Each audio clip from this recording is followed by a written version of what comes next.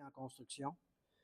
Ce lobby est maintenant reconnu par les différentes instances gouvernementales et paragouvernementales. Nous sommes aussi actifs auprès de la RBQ, le BSDQ, la CCQ et le Conseil du Trésor. Nous avons organisé plusieurs activités de réseautage qui permettent aux membres d'échanger tout en ayant du plaisir. Nos interventions permettent d'influencer la réglementation concernant, entre autres, l'important dossier des retards de paiement dont les modalités d'exécution devraient se concrétiser cette année. Nous collaborons avec nos partenaires à élaborer des stratégies pour faire face à la pénurie de main-d'œuvre, développer la relève et gérer les hausses du prix des matériaux dans les documents d'appel d'offres. Nous avons encore beaucoup à accomplir. Je souhaite que plusieurs autres entrepreneurs en système intérieur se joignent à nous. Notre objectif est que l'APSIC soit composé de 100 membres entrepreneurs qui représenteront plus de 80% des heures travaillées dans notre secteur.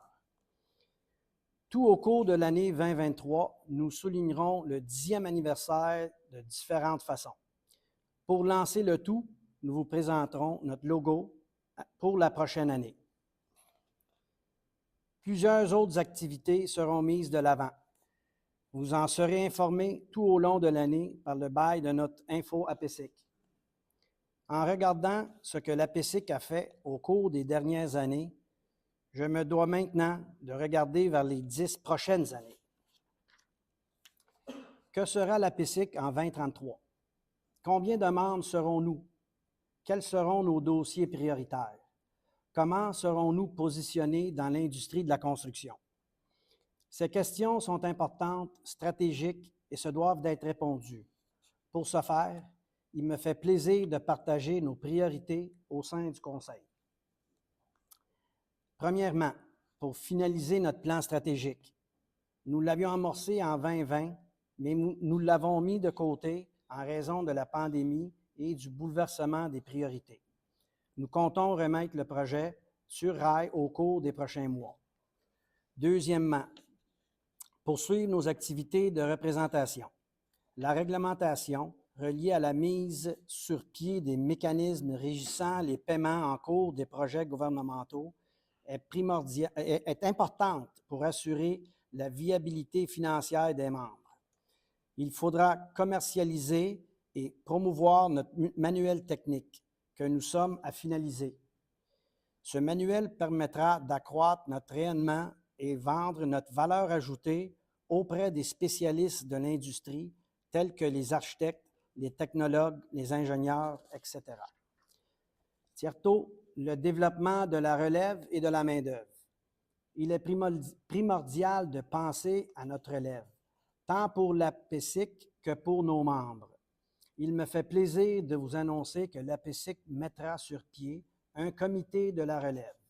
Ce comité sera composé des jeunes de nos entreprises que nous voyons comme notre relève.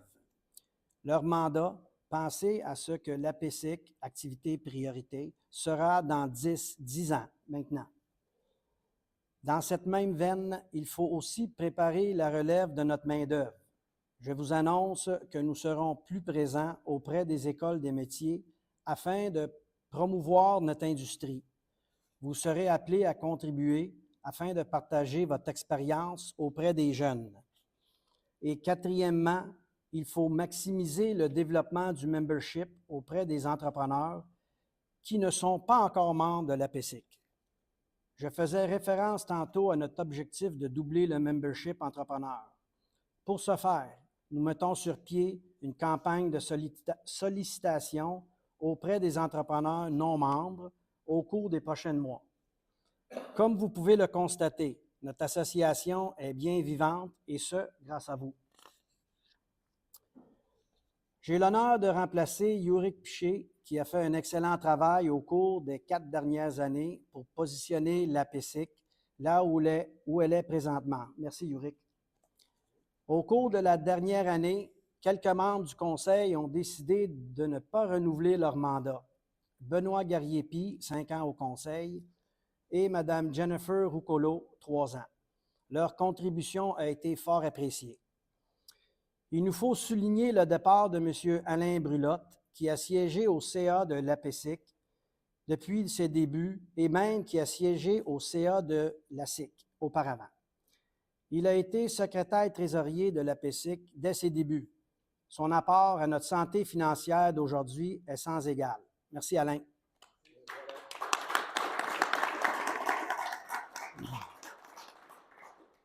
Je me dois aussi de souligner le départ de notre directeur général, Claude Pilon, qui a mené la barre de l'APESIC pendant 8 ans avant de prendre une retraite bien méritée.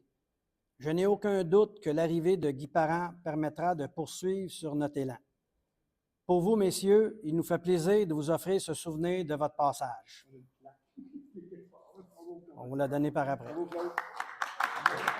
Merci, Claude. En terminant, je me dois de remercier les bénévoles, les membres des comités et tous les membres du Conseil pour le temps généreux et bénévole consacré au développement de l'association. Individuellement, on peut faire beaucoup de choses, mais ensemble, on peut réaliser des grandes choses. Merci.